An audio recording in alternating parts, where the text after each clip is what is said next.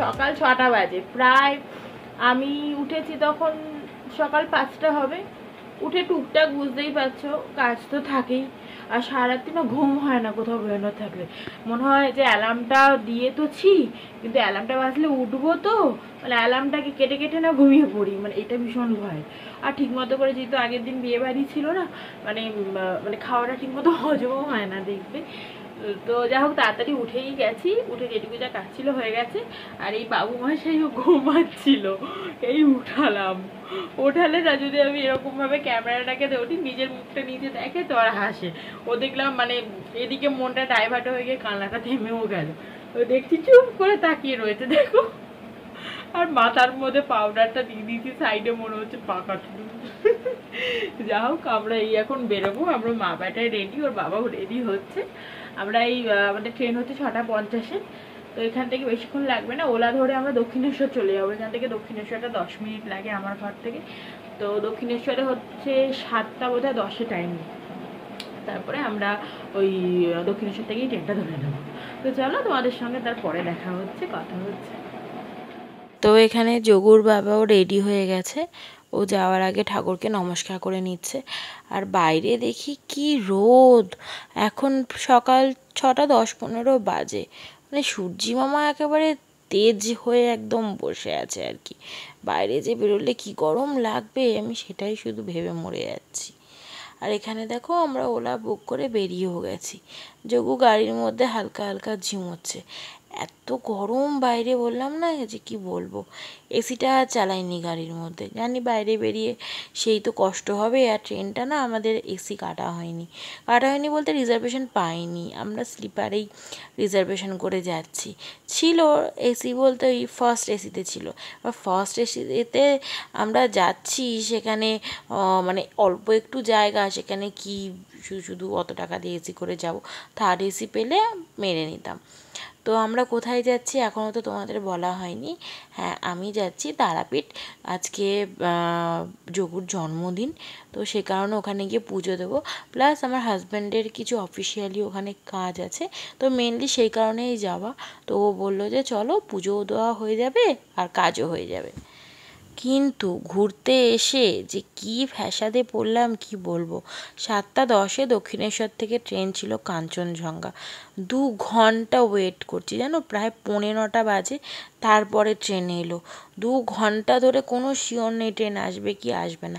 আর এদিকে অ্যাপসে দেখিয়ে যাচ্ছে শিয়ালদা থেকে ট্রেন ছাড়লো, আবার ব্যাক করে পিছনে চলে গেল, এই অবস্থা করছে। আগের দিন নাকি ট্রেন 4 ঘন্টা লেট ছিল, যেহেতু ওই ট্রেনটা অ্যাক্সিডেন্ট করেছে না, ওই কারণে একটু ট্রেনটা গোলমেলে টাইমে চলছিল। আমি তো ভাবছিলাম যাবোই না, ছেলে নিয়ে যদি ট্রেনে ওঠার পরে ট্রেন যদি আরও বিপদ ঘটায়, যদি আবার লেট করে, ওই জন্য বললাম যে তুমি চলে যাও, আমি নৈহাটি চলে যাচ্ছি বা ফ্ল্যাটে চলে যাচ্ছি। আমার তো যাওয়ার ইচ্ছেটাই পুরোপুরি নষ্ট হয়ে গেছিলো এই ট্রেন এত লেটের জন্য। ট্রেন যে কি লেট কি বলবো, সব ট্রেনগুলো লেট। হ্যাঁ, লেট ট্রেনে বলছে লেট ট্রেনের টিটির ভয় থাকে না, আমাদের যদিও রিজার্ভেশন আছে। এখন প্রায় 2 ঘন্টা লেট।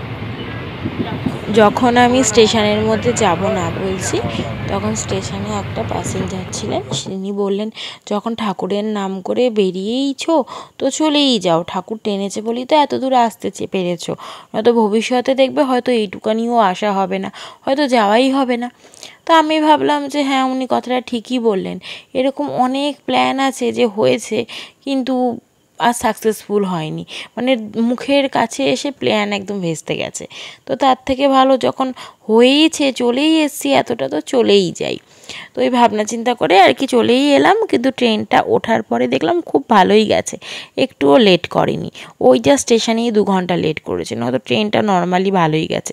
আর যোগু দেখো কি বদমাইশি করছে, 10 বার করে ওর খেলনা আর এই বোতল 10 বার করে নিচে ফেলছে আর আমি তুলে দিচ্ছি, নিচে ফেলছে আর আমরা তুলে দিচ্ছি, এত বদমাইশি করছে। লাস্টে দেখলো জানলা দিয়ে ফেলি।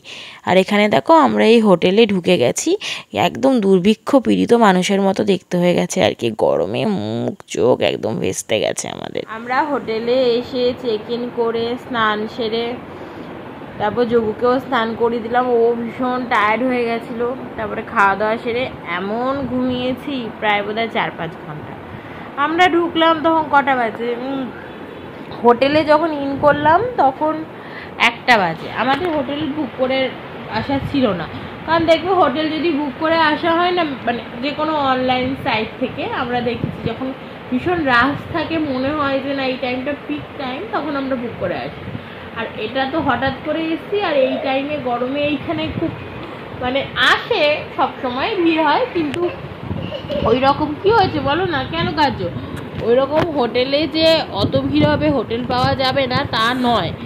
তো ওই জন্য বুক করে আসিনি। এখানেই 2-3টে হোটেল আমরা ঘুরে ঘুরে তারপরে আর কি বুক করেছি, তাই জন্য 1টা বেজে গেছে। এইবার এসে তো সেই ওকে চান করাতে হলো, আমরা নিজে চান করলাম, তারপর খেলাম। ওর বাবা তারপরে বেরিয়ে গেছিলো, ওই 3টে নাগাদ বেরিয়ে গেছিলো, 1টায় ঢুকেছে, 3টের সময় বেরিয়ে গেছিলো, আর এলো এই 7:30টার সময়। ওর বাবা যে বেরিয়েছে, ওই যে এসেছে, ততক্ষণ অবধি মানে এক টানা ঘুম, মানে কখন যে সময় চলে গেছে বুঝতেই পারিনি। যোগুও ঘুম, ওর শরীরও টায়ার্ড ছিল, আমি পাশে শুয়েছিলাম বলে ও বেশ ঘুমাচ্ছিল। আর আমারও তো মানে এখনও ঘুমের নেশা কাটেনি, এত শরীরটা টায়ার্ড। আসলে আগের দিন রাতে তো ভালো ঘুম হয়নি, বিয়ে বাড়ি থেকে এসছি অনেক পরে, তারপরে ব্যাগ গোছানো, টুকটাক কাজ তো থাকেই, আর এক জায়গায় বেরোনো থাকলে এমনি ঘুম হয় না, ঘুম একদম হয়নি। আজকে রাত্রেবেলা এসে তাড়াতাড়ি ঘুমিয়ে যাব, কিন্তু জানো তো আমাদের ফেরার ট্রেনের টিকিটটা না এখনো মানে কনফার্মই হয়নি। তুই খেলছিস মাঝে মাঝে, খেলতে গেলে কেন? তুই তো খেলি এই মাত্র, তোকে নিয়ে বেরোতে হবে। বেরোবো তো, দাদা বাবা আসুক। আমরা এখন এই পুজো দিতে যাবো সকালবেলা, রোদে রোদে না পুজো দিতে ভীষণ কষ্ট হয়, ওই জন্য সকালবেলা পুজো দেবো না, আমরা এই রাত্রেবেলাতেই পুজো দিয়ে দেবো। রাত্রি 10টা অবধি পুজো নেয়। আর আজকে যেহেতু যোগুর জন্মদিন আছে, ওই জন্য আজকে পুজো দেওয়াটাই বেটার হবে, যে কারণে আসে। একদম না পারলে আলাদা বিষয়, মানে ওর বাবা বলেছিল যদি কাজ থেকে আসতে দেরি হয় তো কালকে সকালবেলা পুজো দিয়ে বেরিয়ে যাবো। কি করবো আমি বল? আচ্ছা চল বাইরে নিয়ে যাচ্ছি। আচ্ছা ঠিক আছে, দেখ পড়ে গেল গায়ের মধ্যে এসে পড়ে গেল, দুষ্ট। এই উল্টে এবার হাসবি, ওর সাথে চটকু করতে হবে, এই যে চটকু। দেখো আদর খেতে যে কি ভালোবাসে বদমাসটা, যত চটকাবো তত হাসবে, আর তত খুশি হবে। এত দুষ্টু